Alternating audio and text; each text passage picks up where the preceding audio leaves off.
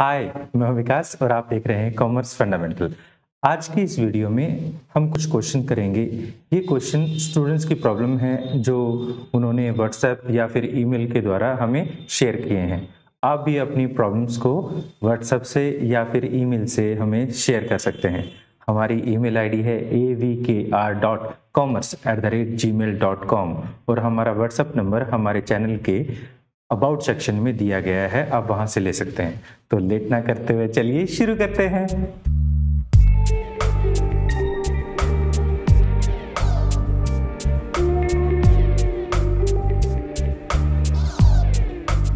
Welcome back. तो हम late ना करते हुए चलिए हमारे क्वेश्चन की तरफ चलते हैं। तो देखिए आज का हमारा फर्स्ट क्वेश्चन क्या है। फर्स्ट क्वेश्चन में जाने से पहले मैं आपको बता देता हूं, आज की इस वीडियो में हम 2 क्वेश्चंस के बारे में डिस्कशन करेंगे, जो दोनों ही क्वेश्चन स्टूडेंट्स की प्रॉब्लम है, जैसे मैं पहले भी बता चुका हूं। फर्स्ट जो क्वेश्चन है वो डी के गोयल बुक से लिया गया है और जो सेकंड क्वेश्चन रहेगा वो टीएस गरेवाल बुक से लिया गया है। तो देखिए हमारा फर्स्ट क्वेश्चन क्या है। हमेशा की तरह हम क्वेश्चन को पहले एक बार अच्छे से पढ़ लेते हैं, जिसमें मैं जो पढ़ने जा रहा हूं सबसे पहले एडिशनल इन्फॉर्मेशन को पढ़ने जा रहा हूं। जैसे जैसे हम एडिशनल इन्फॉर्मेशन को आगे आगे पढ़ते रहेंगे वैसे वैसे उसे सॉल्व भी करते जाएंगे, मींस एडजस्ट करते जाएंगे। तो देखिए हमारी जो फर्स्ट एडजस्टमेंट है वो है closing stock was valued at ₹30,000। जो क्लोजिंग स्टॉक है हम जानते हैं उसे कहाँ कहाँ एडजस्ट किया जाता है। वो पहले एडजस्ट किया जाता है हमारे ट्रेडिंग अकाउंट में। हम कर देते हैं यहाँ क्लोजिंग स्टॉक जो कि है ₹30,000 और सेकंड जो रहता है वो बैलेंस शीट में हम कर देते हैं closing stock ₹30,000।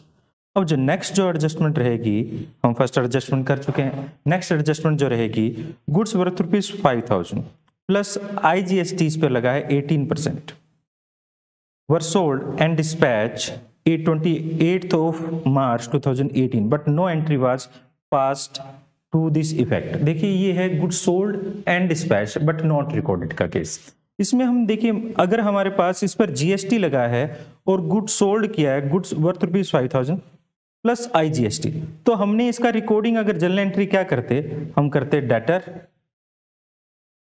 Account debit to, हमारे पास है सेल्स, सेल है 5,000 और इस पर हमारे पास आउटपुट आईजीएसटी हो जाता हमारे पास 900। तो 5,900 की एक्चुअल हमने सेल की है और उसे हमने रिकॉर्ड नहीं किया है। अगर हमने उसको रिकॉर्ड नहीं किया है तो हम उसे रिकॉर्ड कर देंगे। हम क्या करें, सबसे पहले जो सेल रिकॉर्ड कर लेते हैं बाय सेल्स। क्वेश्चन में हमें सेल दिया गया होगा, यहां पर सेल दिया गया है जो कि 1,80,000। तो 1,80,000 में हम सेल ऐड कर देते हैं, ऐड सेल्स, जो कि हमारे पास कितनी है, सेल हमारी 5,000 है, तो हम 5,000 सेल को यहां पर ऐड कर देते हैं। तो इस तरह से हमारी टोटल सेल 1,85,000 हो जाएगी। दूसरा इसका इफेक्ट जो रहेगा वो डेटर्स पे रहेगा। डेटर्स के लिए हम क्या करें, सबसे पहले बैलेंस शीट में हम डेटर्स को रिकॉर्ड कर लेते हैं। क्वेश्चन में हमें डेटर्स दिए गए होंगे, क्वेश्चन में हम देख रहे हैं, क्वेश्चन में हमें डेटर्स दिए गए हैं। डेटर्स कैपिटल डेटर्स, डेटर है 27,100, तो 27,100 को 27,100 इसमें हम क्या कर देते हैं, ऐड कर देते हैं हमारे डेटर्स 5,900। ऐड करने के बाद हमारे पास 33,000 टोटल हो जाता है। अब जो हमारा जीएसटी, इस पर आईजीएसटी था हमारे पास, हम देख रहे हैं कि आईजीएसटी इससे बढ़ जाएगा, हमारा जो आउटपुट आईजीएसटी है इसमें ऐड हो जाएगा। हमें क्वेश्चन में आईजीएसटी दिया गया है, आईजीएसटी 6,000 दिया गया है आउटपुट आईजीएसटी, तो आईजीएसटी में हम ये ऐड कर देंगे। ठीक है, क्वेश्चन में हमारे पास इनपुट यहां पर आईजीएसटी दिया गया है 9,000 और यहाँ पर ये 6,000 हमें आईजीएसटी दिया गया है। तो इसको कैसे एडजस्ट करेंगे, पहले हम जो दूसरी एडजस्टमेंट है उसको एक बार देख लेते हैं। मैं इसके कंफर्मेशन के लिए थोड़ा लिख देता हूँ। इसमें हम 900 ऐड करेंगे, जब इसको ऐड करेंगे एडजस्ट करेंगे तब इसको एडजस्ट कर लेंगे। पहले एक बार इसके लिए पेंडिंग छोड़ देते हैं क्योंकि हमारे पास इससे रिलेटेड हमारी थर्ड एडजस्टमेंट है। तो हम थर्ड एडजस्टमेंट की तरफ चलते हैं। थर्ड एडजस्टमेंट में क्या है, हमारी सेकंड एडजस्टमेंट हो चुकी है। थर्ड एडजस्टमेंट में देखिए, goods costing ₹7,000 plus IGST 18% were purchased and included into the stock but no entry was recorded.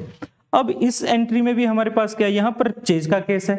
जब हम परचेज करेंगे, परचेज यहाँ पर भी IGST है, परचेज करेंगे तो परचेज अकाउंट डेबिट होता है जो कि हमारा 7,000 से है, और हम यहाँ पर इनपुट IGST जो है उसे डेबिट कर देंगे। 7,000 पर 18% हमारे पास 1260 हो जाता है, 2 कर देंगे क्रेडिटर, जो टोटल 8,260 हो जाता है। ठीक है, तो अब यहां पर हमें परचेज में ऐड करना है, तो मैं परचेज में ऐड कर देता हूं। सबसे पहले हम यहां पर ओपनिंग स्टॉक लिखेंगे, बाद में लिख देते हैं पहले परचेज। क्वेश्चन में हमें परचेज दिया गया है सेल के साथ ही 1,09,000, तो 1,09,000 हमने यहां पर रिकॉर्ड किया है। उसमें हम ऐड कर देते हैं, हमारी परचेज जो थी वो थी 7,000 ऐड करने के बाद 1,16,000 हो जाता है। ठीक है, अब इसके बाद जो हमारे क्रेडिटर थे वो भी ऐड हो गए, तो हम बैलेंस शीट में क्रेडिटर को रिकॉर्ड करते होते हैं। तो बैलेंस शीट में हम क्रेडिटर रिकॉर्ड कर रहे हैं, हमें क्रेडिटर क्वेश्चन में दिया गया होगा जरूर। तो देखिए हमारे पास क्रेडिटर क्या है, यहाँ पर डेटर और क्रेडिटर 13,000 है, तो 13,000 हम यहाँ पर क्रेडिटर को रिकॉर्ड कर देते हैं, और उसमें हम ऐड कर देते हैं जो हमारे एडिशनल क्रेडिटर थे जो कि थे 8,260। इस तरह से हमारे पास जो क्रेडिटर हैं 21,260 हो जाते हैं। अब बात आती है इसके ऊपर लगने वाला GST, जो GST था 1260 था। अब यहाँ पर देख रहे हैं हमारा इनपुट IGST जो है 9,000 था और आउटपुट IGST जो है वो 6,000 है। इसमें हम 1260 हम ऐड कर देंगे। तो इस तरह से देखा जाए हमारा जो इनपुट IGST है वो ज्यादा है। इनपुट IGST होता है GST पेड और आउटपुट IGST होता है GST कलेक्टेड। हम नॉर्मली सेट ऑफ किया करते हैं, बट यहां पर देखा जाए हमारा जो इनपुट IGST है वो पूरी तरह सेट ऑफ नहीं हो पा रहा है। तो हम उसको किसके साथ सेट करते हैं, सेंट्रल GST जो रहता है हम उसके साथ सेट करते हैं। तो देखिए कैसे सेटअप करेंगे, तो पहले सेटअप थोड़ा सा समझ लेते हैं। देखिए हमारे पास यहां पर इनपुट IGST दिया गया है 9,000 और इसमें 1260 हम ऐड करें तो 10,260 हमारे पास इनपुट IGST रहता है, और हमारा आउटपुट IGST जो था वो हमारे पास 6,000 था, उसमें हम 900 ऐड करें तो 6,900 हमारा आउटपुट IGST रहता है। नॉर्मली क्या करते हैं, आउटपुट IGST में से हम इनपुट IGST लेस करते होते हैं क्योंकि वो ज्यादा है, बट यहां पर हमारे पास थोड़ा सा उल्टा हो गया और 3,360 जो हमारे पास GST है हमारा एक्सेस है इनपुट IGST। अब उसको हम किसके साथ एडजस्ट करते हैं, अब देखिए ऐसे केस में पहले हम सेट ऑफ करते हैं सेंट्रल CGST के साथ। तो हम यहां से लेस कर देंगे आउटपुट CGST जो कि है हमारे पास 3,360।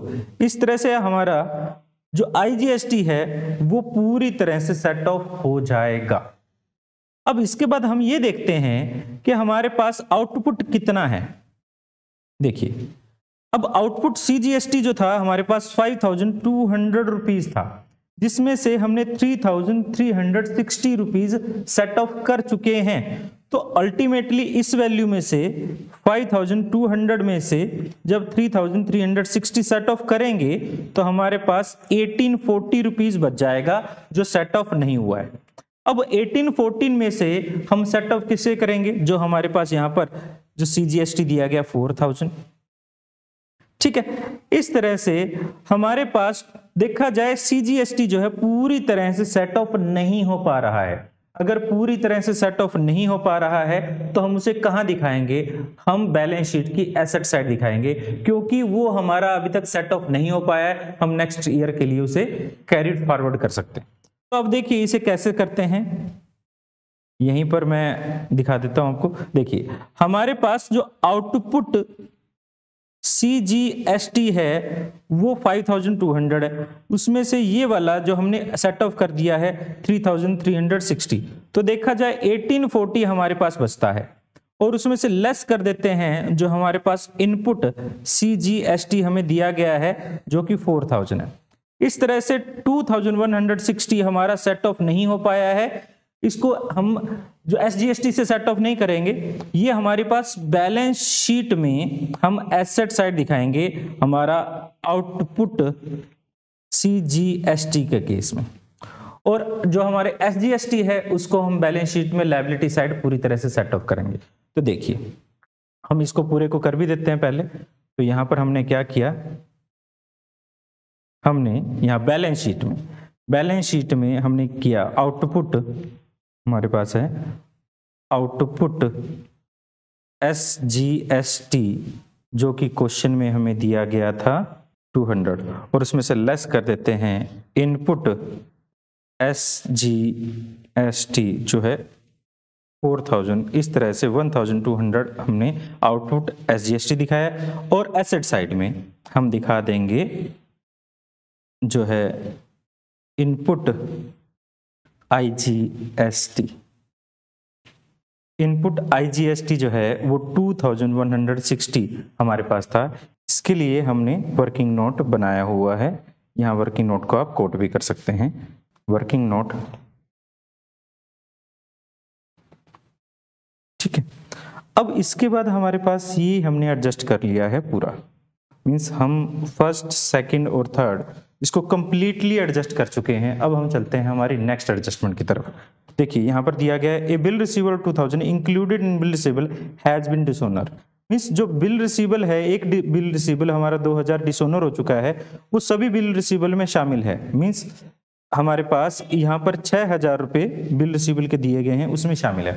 आप जानते हैं डेटर्स जब हमें बिल दे देते हैं, चेक दे देते हैं, तो वो बिल रिसीवेबल में कन्वर्ट हो जाते हैं, बट सेम वही बिल रिसीवेबल जब डिसऑनर हो जाए तो हमारे डेटर्स द्वारा से इंक्रीज हो जाते हैं और बिल रिसीवेबल द्वारा से डिक्रीज हो जाते हैं।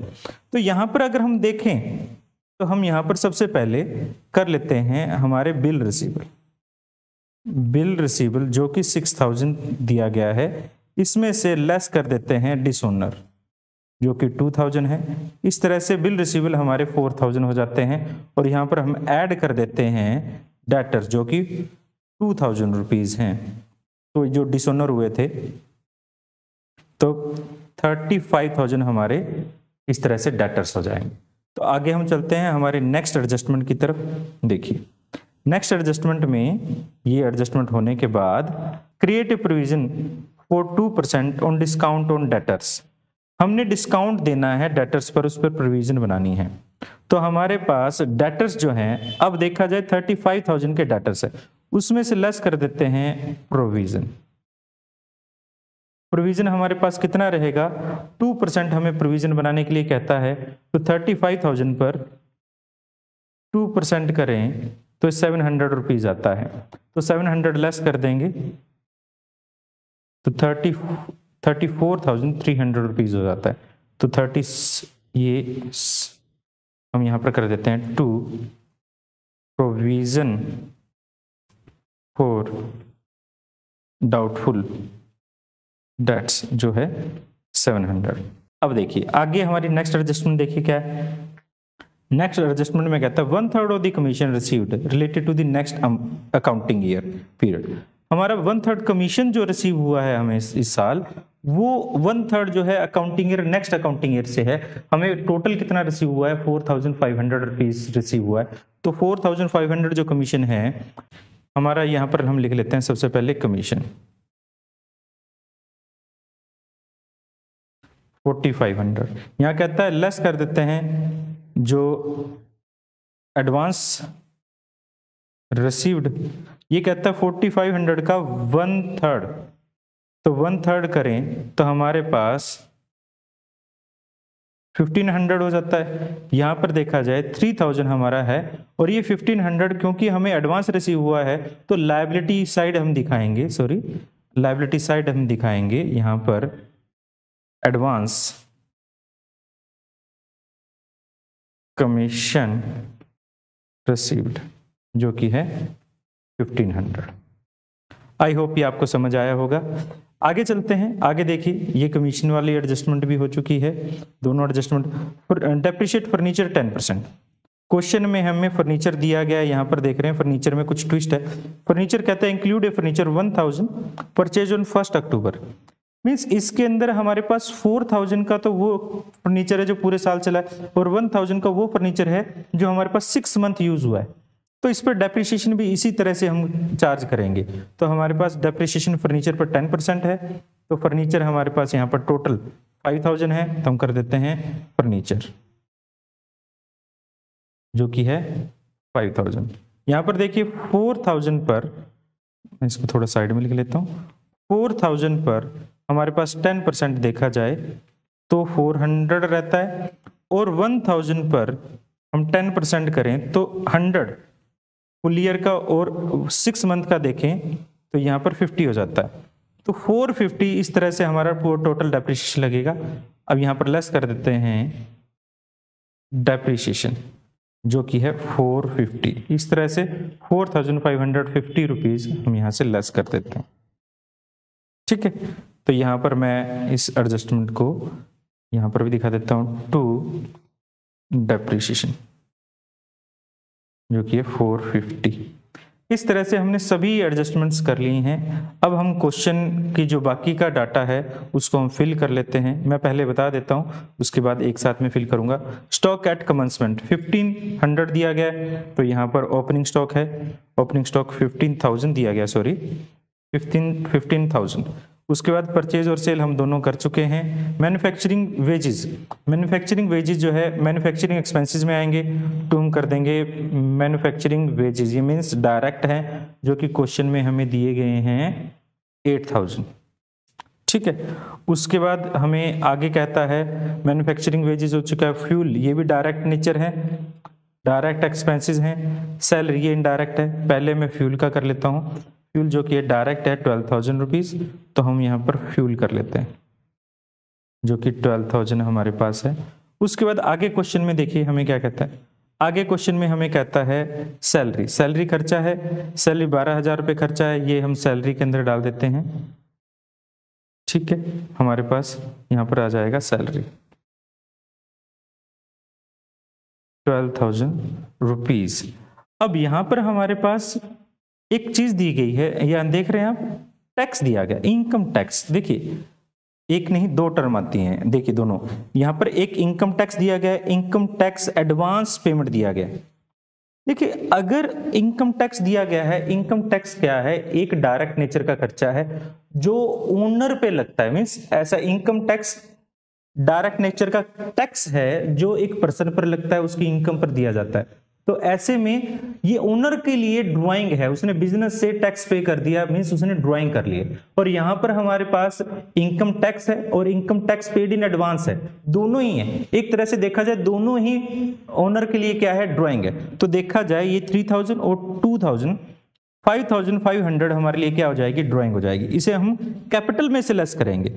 यहां पर हम बैलेंस शीट में कैपिटल में से लेस कर देंगे। यहां पर कैपिटल क्वेश्चन में हमें दी गई है, क्वेश्चन में देख लेते हैं कैपिटल कितनी दी गई है। कैपिटल 83,600, तो 83,600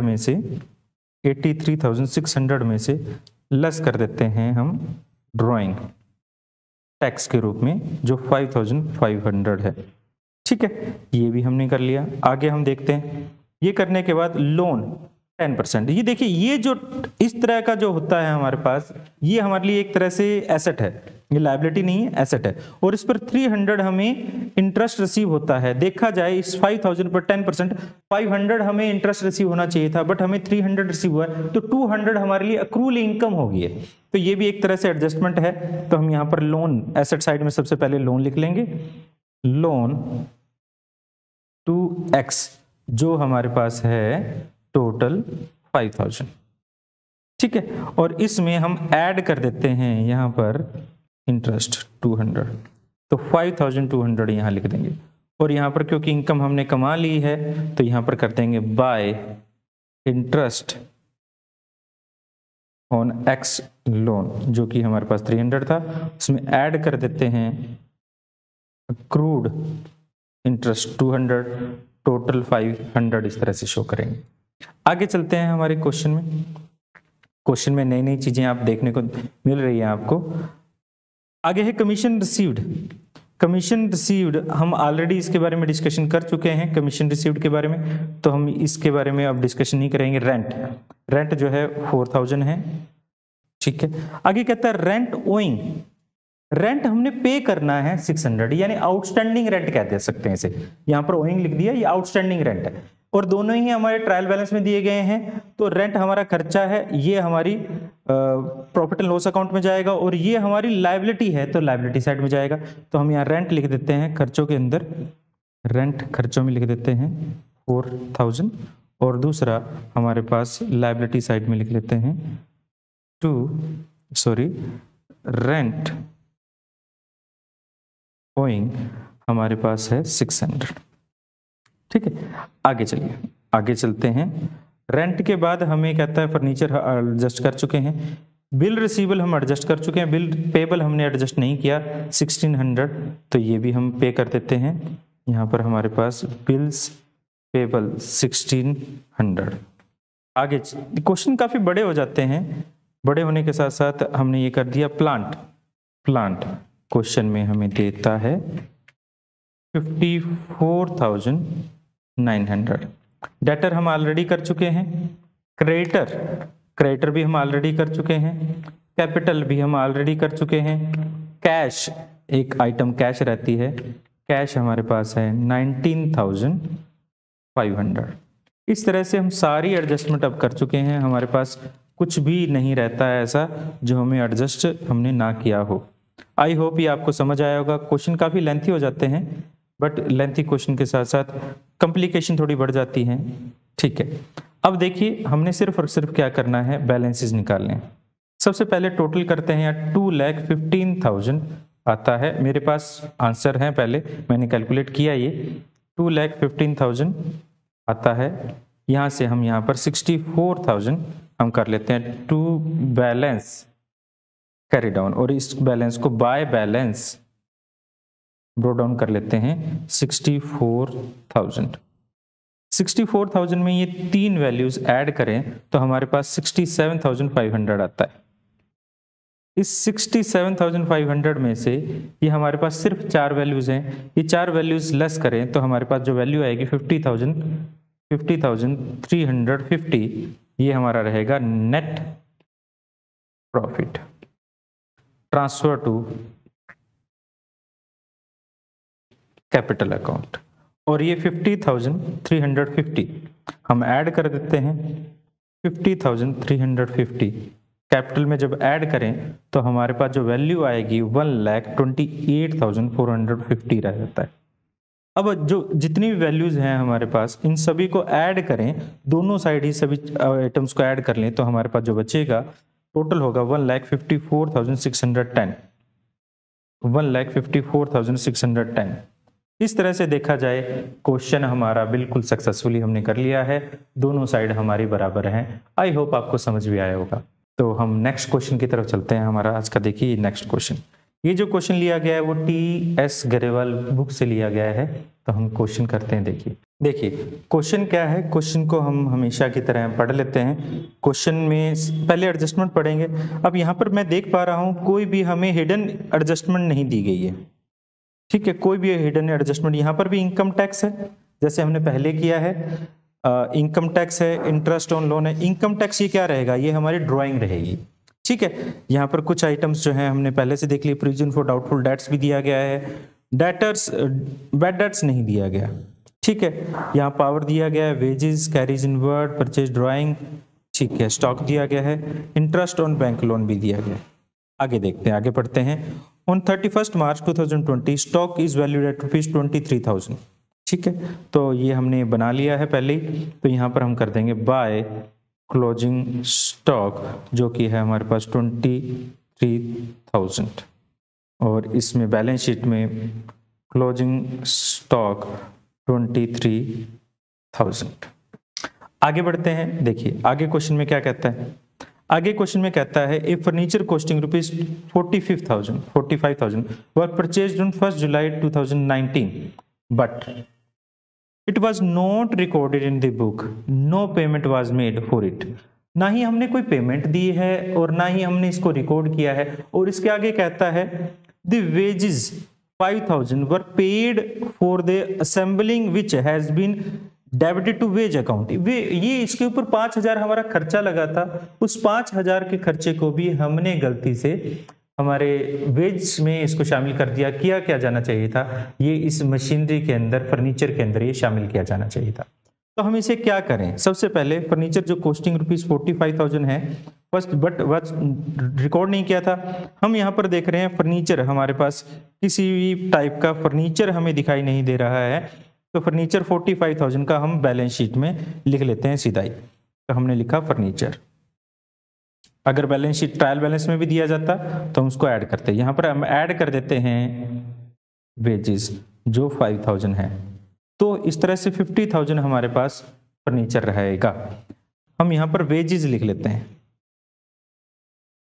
वेजेस में से हमने लेस कर देना है फर्नीचर एक्सपेंस, जो फर्नीचर था 5,000। अब देख लेते हैं वेजेस क्वेश्चन में दिया गया है। हाँ जी, वेजेस भी क्वेश्चन में दिया गया 23,000। तो 23,000 हमारे पास वेजेस थे, इसमें से हम लेस कर देंगे 23,000 में से, तो हमारे पास 18,000 ये बच जाता है। जो फर्नीचर है हमारे पास उसकी एडजस्टमेंट हमने 2 बार नहीं की है। अब यहाँ पर 45,000 के बारे में कुछ बोला गया था, स्पेसिफिक बोला गया था। यहाँ पर ये बोला गया था कि हमने इसको परचेज किया है और उसको अब तक पेमेंट भी नहीं किया है। अगर पेमेंट नहीं की है तो हमारी लायबिलिटी जनरेट हो जाती है इससे। तो हम यहाँ पर लायबिलिटी में लिख लेते हैं फर्नीचर लायबिलिटी अगेंस्ट फर्नीचर, जो कि 45,000 है। अब हम हमारी नेक्स्ट एडजस्टमेंट की तरफ बढ़ सकते हैं। मशीन पर हमें डेप्रिसिएशन बोलता है और फर्नीचर पर भी डेप्रिसिएशन बोलता है 10%, एंड पेटेंट पर 33(1/3)। इसको हम बाद में देखते हैं, पहले मशीन का और फर्नीचर का देखते हैं। मशीन जो है हमारे पास, मशीन 20,000 रुपीज की है और फर्नीचर हम ऑलरेडी रिकॉर्ड कर चुके हैं। तो मशीन का देखिए, मशीन 20,000 की है, इस पर लेस कर देते हैं डेप्रिसिएशन। तो हमारे पास दोनों पर ही हमने डेप्रिसिएशन जो लगाना है वो लगाना है 10%। अब यहाँ पर ये ध्यान रखिएगा, कंफ्यूज ना होइएगा, 10% डेप्रिसिएशन लगाना है। अब मैं बार बार ऊपर नीचे कर रहा हूँ तो करने की हमें जरूरत है। यहाँ पर 1 जुलाई 2019 को हमने क्या खरीदा था, फर्नीचर खरीदा था।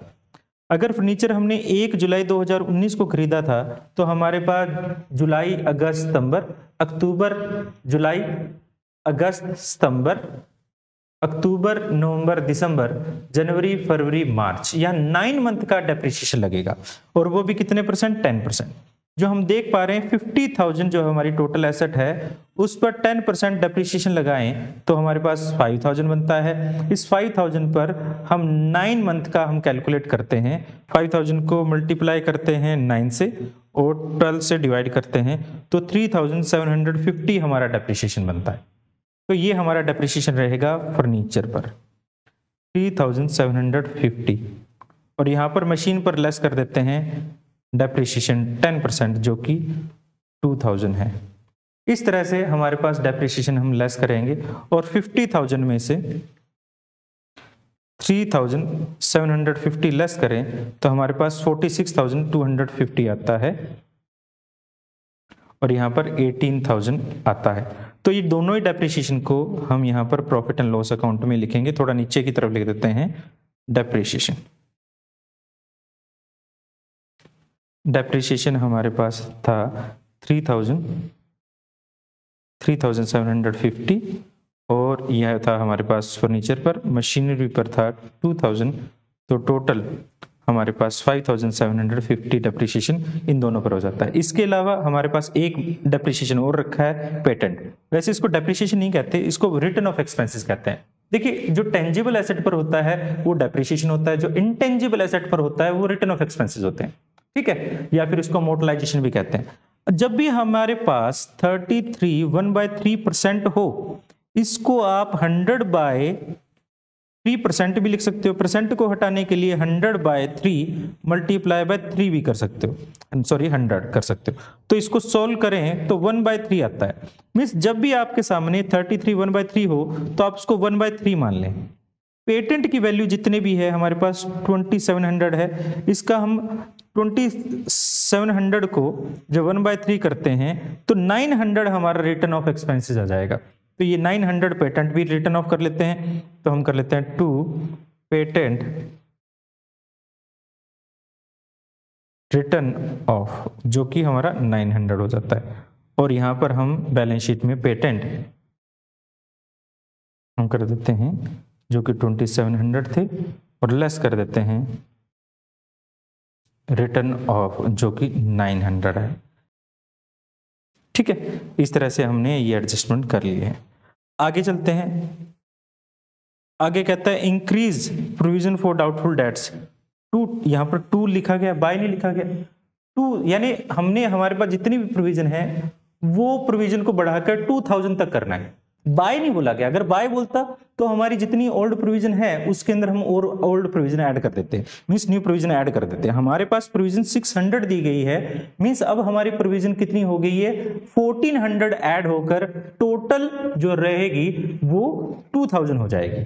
तो हमारे पास डेटर्स क्वेश्चन में दिए गए हैं, डेटर्स जो डेटर्स है 12500 दिए गए हैं। तो हम यहां पर डेटर बैलेंस शीट में पहले लिख लेते हैं डेटर्स 12,500 और इसमें लेस कर देते हैं न्यू प्रोविजन,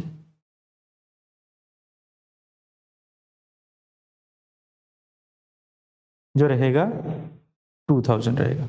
इस तरह से टोटल प्रोविजन हमारे पास 2000 है, तो हम इसमें से 10,500 बन जाता है हमारे पास।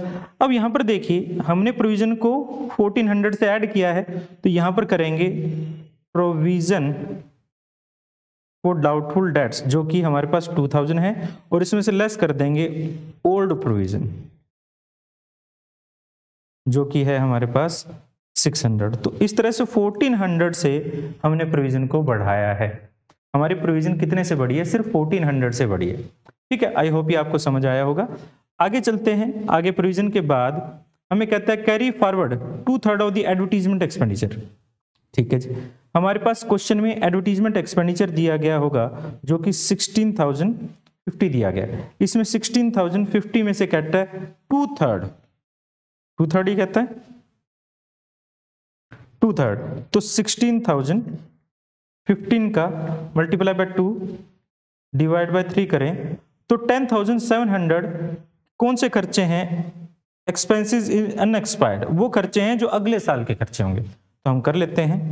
सबसे पहले हम इधर लिख लेते हैं एडवर्टाइजमेंट एक्सपेंडिचर जो कि हमारे पास हैं 16,050, और इसमें से लेस कर देते हैं अनएक्सपायर्ड एक्सपेंडिचर जो कि 10,700 है। लेस करने के बाद हमारे पास 5,350 हो जाता है, ठीक है। और इसी को हम बैलेंस शीट में भी दिखा देंगे। एडवर्टीजमेंट एक्सपेंडिचर 10,000 हमारे पास 700, ठीक है। इस तरह से हमने इसको 2 टाइम एडजस्ट कर दिया है। आगे देखिए एनुअल इंश्योरेंस प्रीमियम 1200, ये 1200 देता है। पेड अप टू 30 जून है, अप्रैल मई जून 3 महीने का। अब 1 महीने का कितना हो जाएगा 100, और 3 महीने का कितना हो जाएगा 300, मींस 300 हमने इंश्योरेंस प्रीमियम एडवांस दिया है। तो बिल्कुल आसान है। इंश्योरेंस प्रीमियम हमें यहाँ देता है 22,000 में से अब हमारे पास यहाँ कर देते हैं सबसे पहले ये 2 इंश्योरेंस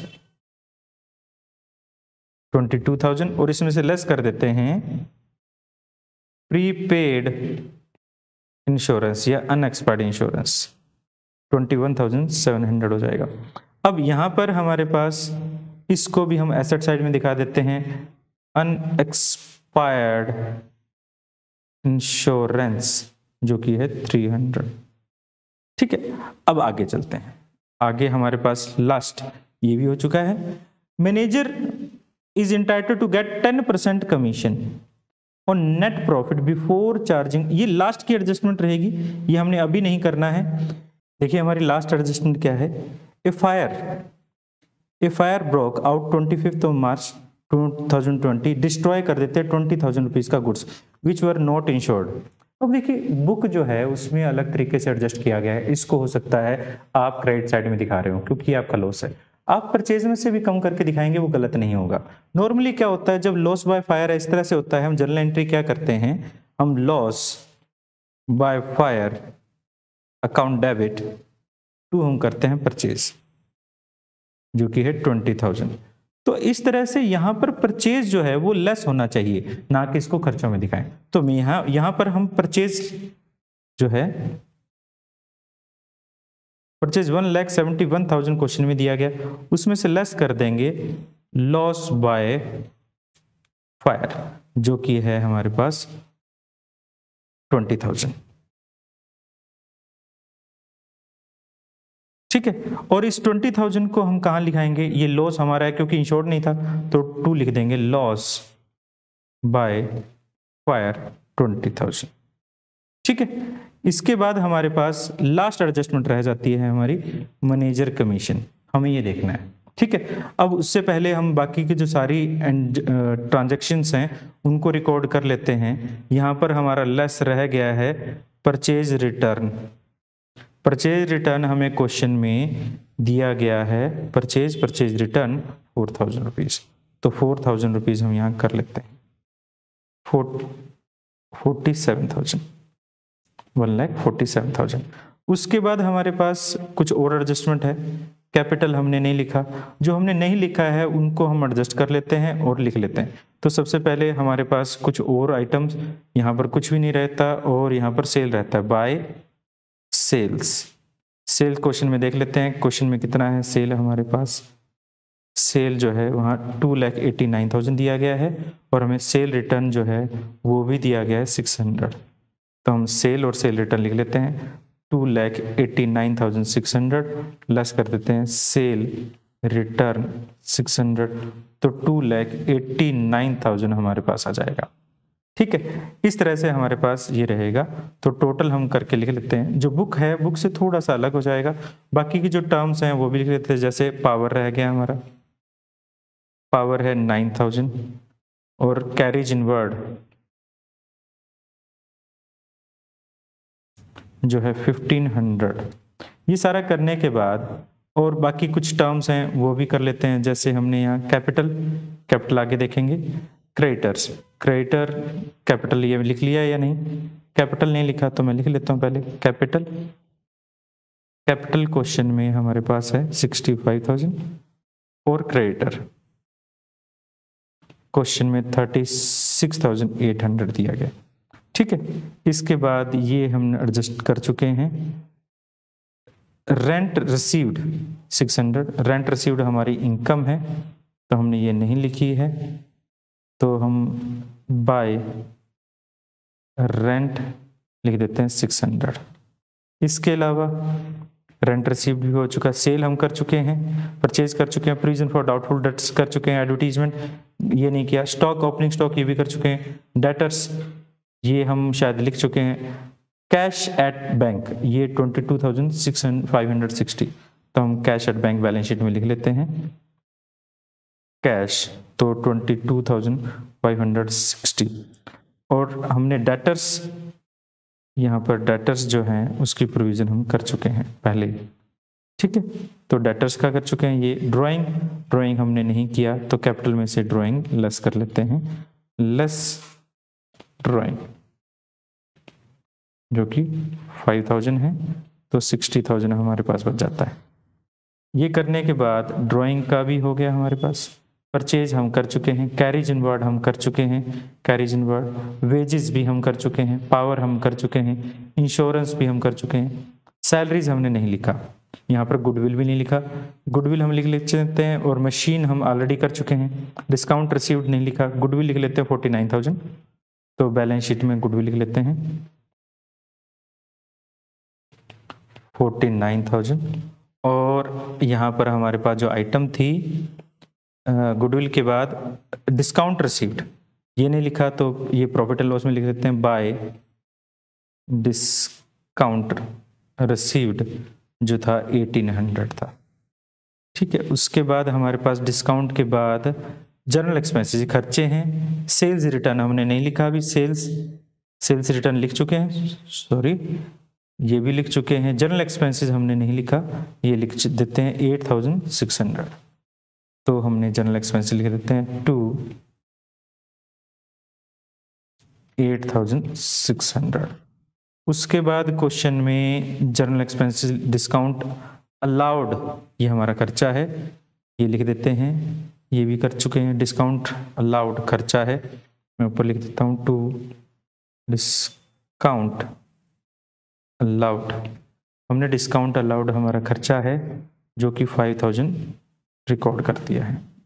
ठीक है, डिस्काउंट अलाउड भी हो गया और पेटेंट भी हो चुका है। इधर से हमारे पास सैलरीज हमने नहीं लिखा, सैलरीज लिख देते हैं, तो सैलरीज खर्चा है टू सैलरीज 46,390। अच्छा, उसके बाद क्वेश्चन में सैलरीज के बाद इनकम टैक्स, ये इनकम टैक्स जैसे अभी पहले क्वेश्चन में हमने बताया था वैसे ही सेम इनकम टैक्स ये हमारे लिए ये क्या है ड्राइंग रहेगी, तो कैपिटल में से इसको लेस करेंगे, लेस हमारे पास इनकम टैक्स जो 5,000 है, तो यहाँ पर हमारे पास 55,000 आ जाता है। ठीक है, इनकम टैक्स के बाद बैंक लोन 55,000 और इंटरेस्ट ऑन बैंक लोन, तो बैंक लोन हमारी लायबिलिटी है, लायबिलिटी साइड में लिख लेते हैं बैंक लोन 55,000 और इंटरेस्ट ऑन बैंक लोन हमारे लिए खर्चा है to interest on bank loan जो हमें खर्चा है 1,500 हमें देता है। इसके बाद हमारे पास कोई भी आइटम नहीं है, एक एडजस्टमेंट रहती है मैनेजर कमीशन, वो पहले हम प्रॉफिट निकाल लेते हैं उसके बाद करेंगे। तो टोटल हमने दोनों साइड का टोटल किया, हमारे पास इस साइड का टोटल जो है अब की बार बुक से थोड़ा सा चेंज आएगा, यहाँ पर हम कर लेते हैं जो बुक में दिया गया यहाँ पर कुछ अलग तरीके से था, तो हमने यहाँ पर 20,000 इस तरह से नहीं लिखे हैं, 23,000, तो ये 3,12,000 यहाँ पर टोटल हो जाता है, 3,12,000 टोटल हो जाता है। इसमें से सारी वैल्यूज लेस करें तो हमारे पास जो रहेगा 1,04,500 जो है वो आ जाता है हमारा ग्रोस प्रॉफिट। और ये कैरी डाउन कर देंगे, इसको ब्रोट डाउन कर देते हैं by gross profit brought down 1,04,500। इसके बाद हम क्या करें, अब देखिए हमने दोनों साइड का टोटल करना है, इस साइड का भी टोटल करना है और इस साइड का टोटल करना है। जरूरी नहीं है हमेशा प्रॉफिट आए, लॉस भी आ सकता है। यहाँ पर हम देख पा रहे हैं कि हमारा क्रेडिट साइड का टोटल ज्यादा है, तो हमारे पास 1,16,590 रुपीज जो टोटल है, और हमारे पास अगर ऐसा होता है क्योंकि लॉस आ गया, बैलेंसिंग फिगर निकाले 9,690, ये हमारा क्या रहेगा बाय नेट लॉस रहेगा जो ट्रांसफर कर देंगे कैपिटल अकाउंट में। अब यहाँ पर एक एडजस्टमेंट हमारे पास थी जिसका नाम था जो मैनेजर कमीशन, नेट प्रॉफिट पर दिया जाता है, अगर लॉस है तो मैनेजर कमीशन भी नहीं दिया जाएगा, अगर लॉस है तो मैनेजर को कुछ कमीशन नहीं दिया जाएगा, तो ये एडजस्टमेंट होगी ही नहीं। तो इस केस में हमारे पास कोई एडजस्टमेंट नहीं होनी है, और इस लॉस को हम कैपिटल में से लेस कर देते हैं जो हमारा लॉस हुआ है। कितना था हमारे पास 9,690 रुपीज लॉस करने के बाद, तो ये 45,310, और इन सभी आइटम्स को अब टोटल करें, दोनों साइड का टोटल करके देखें तो हमारे पास 1,82,110 आता है, 1,82,110 आता है। दोनों साइड बराबर हैं तो हमारा क्वेश्चन बिल्कुल सही है, बट यहाँ पर मैनेजर को कमीशन नहीं दिया जाएगा। इस तरह से क्वेश्चन किया जाना था। क्वेश्चन काफी लेंथी हो जाते हैं क्योंकि इनमें बहुत सारी एडजस्टमेंट हैं, काफी बार इम्प्लाइड एडजस्टमेंट और बहुत सारी चीजें। अगर वीडियो आपको अच्छी लगी है तो प्लीज़ इस वीडियो को लाइक करें, चैनल को सब्सक्राइब करें, बेल आइकन को प्रेस करें और फिर मिलते हैं किसी और वीडियो में। जब तक के लिए थैंक यू।